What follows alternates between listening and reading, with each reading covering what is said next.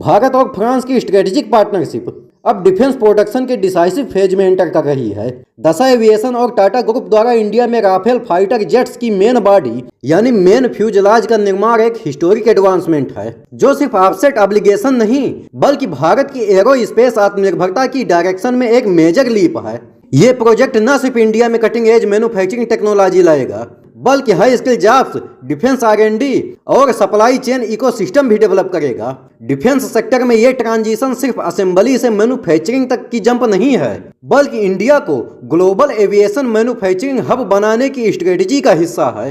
Rafale fighter jet पहले से ही Indian air force का फ्रंटलाइन एयर सुपीरियरिटी प्लेटफॉर्म है और अब इसके क्रिटिकल स्ट्रक्चर का निर्माण इंडिया में होना हमारी टेक्नोलॉजिकल कैपेबिलिटीज पर ग्लोबल ट्रस्ट का प्रूफ है। यह वही राफेल है जिसकी 4.5 जनरेशन कैपेबिलिटी ने बालाकोट स्ट्राइक जैसे मिशंस में अपनी रिलेवेंस प्रूव की है। इस डील से जुड़ी नागपुर में टाटा दसा की फैसिलिटी में यह निर्माण किया जाएगा, जिससे इंडिया सिर्फ फाइटर जेट्स ही नहीं बनाएगा बल्कि उनकी ग्लोबल सप्लाई चेन का इंटीग्रल हिस्सा भी बनेगा। ये मेक इन इंडिया से आगे बढ़कर अब मेक फॉर द वर्ल्ड की रियल शुरुआत है। इकोनॉमी, स्ट्रेटेजिक बैलेंस और टेक्नोलॉजिकल एक्सीलेंस तीनों डोमेन्स में ये पार्टनरशिप इंडिया की पोजीशन को एक नए लेवल पर लेकर जाती है। ये कदम चाइना पाकिस्तान गठजोड़ की एग्रेसिव स्ट्रेटजीज के मुकाबले में भारत की स्ट्रेटेजिक सेल्फ रिलायंस को और भी सॉलिड बनाता है।